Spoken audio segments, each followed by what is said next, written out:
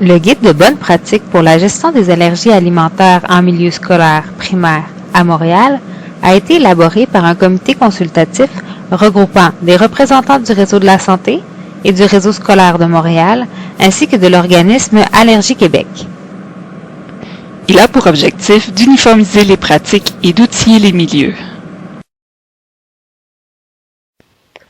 Afin de s'arrimer à votre réalité, l'implantation du guide a été évaluée dans 10 écoles par l'Université de Montréal. Chaque section comprend un argumentaire et les rôles et responsabilités des différents intervenants impliqués. La protection des élèves allergiques est la responsabilité de tous. Le partage des responsabilités entre les différents acteurs interpellés est indispensable pour assurer un milieu sécuritaire. Alors que certaines responsabilités sont attribuables à la direction d'établissement et d'autres à l'infirmière scolaire, les éléments présentés ici s'adressent principalement aux enseignants, aux éducatrices du service de garde et aux surveillantes de dîner. Tout d'abord, le personnel de l'école prend connaissance de l'identité des élèves allergiques et transmet l'information aux remplaçants. Ensuite, le personnel devrait sensibiliser tous les élèves au sujet des allergies alimentaires. Des outils vous sont d'ailleurs présentés dans les annexes du guide. Pour réduire les risques de réactions allergiques, différentes mesures préventives doivent être mises en place. Le nettoyage des tables fait systématiquement avant et après chaque repas et collation n'est pas une pratique facile à implanter dans les écoles.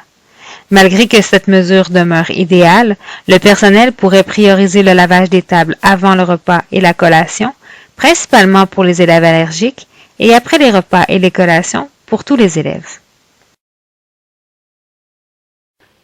Pour un lavage des mains efficace, l'utilisation de l'eau et du savon est à prioriser.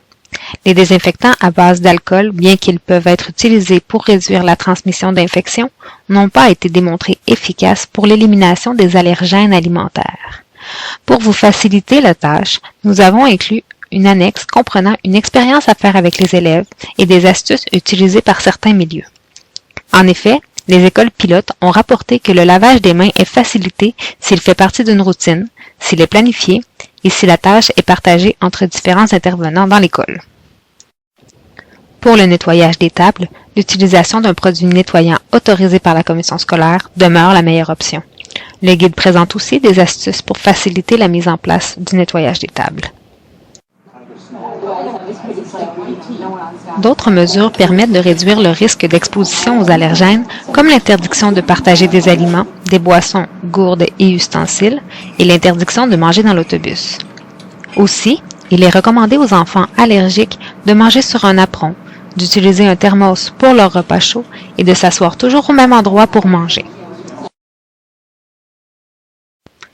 Si les classes sont utilisées pour les repas, un élève allergique devrait toujours manger à son pupitre. Si un autre groupe mange dans la classe d'un enfant allergique, il faut éviter qu'un autre élève mange sur son pupitre en identifiant clairement celui-ci. Il est impossible de garantir un environnement scolaire sans allergènes. Les parents d'élèves allergiques devraient donc être informés de tous les aliments offerts à l'école pour prendre une décision éclairée quant à la participation de leur enfant à un service alimentaire ou à une activité scolaire. Votre commission scolaire peut vous soutenir dans le choix des aliments à offrir. Si vous offrez des collations en après-midi au service de garde, choisissez des aliments qui conviendront au plus grand nombre d'élèves possible en tenant compte des allergies alimentaires. Pour les aliments qui nécessitent une certaine préparation, il peut y avoir un risque de contamination croisée. Les parents d'enfants allergiques devraient être informés de ce risque et recevoir à l'avance la liste des collations offertes afin de décider si leur enfant peut les consommer. La réalisation d'activités culinaires et de dégustation en milieu scolaire est une excellente approche pour promouvoir une saine alimentation. En adaptant les recettes proposées, tous les élèves pourront bénéficier de ces apprentissages. Aussi, lors de certaines activités, des aliments provenant de l'extérieur sont offerts, par exemple lors de repas communautaires. En raison du risque plus important de contamination croisée et de la méconnaissance des ingrédients, il est recommandé aux élèves allergiques de consommer uniquement des aliments apportés de la maison. De plus, d'autres façons non alimentaires devraient être envisagées pour célébrer ou récompenser les élèves. L'application des mesures de prévention est plus efficace que l'interdiction de certains aliments, comme les noix et les arachides. Il est donc recommandé de miser sur une meilleure gestion des allergies alimentaires plutôt que de mettre l'accent sur les restrictions alimentaires. Interdire des aliments ne garantit pas l'absence d'allergènes. Il est impossible de contrôler le contenu de tous les sacs à lunch. Cette pratique peut donc créer un faux sentiment de sécurité. Aussi, puisque les réactions allergiques peuvent être causées par une très grande variété d'aliments, les restrictions aux noix et aux arachides seulement occasionnent une inéquité envers les élèves ayant d'autres types d'allergies alimentaires. Pour protéger les élèves allergiques, il est essentiel de savoir comment intervenir en cas de choc anaphylactique. De plus, suivre la formation offerte par l'infirmière scolaire vous permettra de reconnaître les symptômes ainsi que de manipuler un auto-injecteur avec aisance. Renseignez-vous auprès de votre direction pour avoir accès à cette formation et pour connaître les procédures à suivre en cas d'urgence. Aussi, il est essentiel de connaître le lieu d'entreposage des auto-injecteurs et de s'assurer de les apporter lors de sorties. Si malgré tout un événement survient, un rapport devrait être complété et remis à votre direction. L'infirmière scolaire pourrait également vous poser quelques questions pour compléter son bilan de la situation.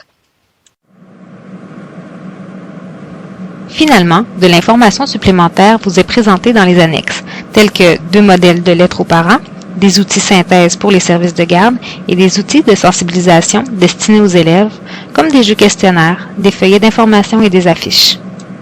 Maintenant, c'est à vous de jouer. Et souvenez-vous, vous pouvez toujours consulter le représentant de votre commission scolaire ou l'infirmière de l'école pour du soutien.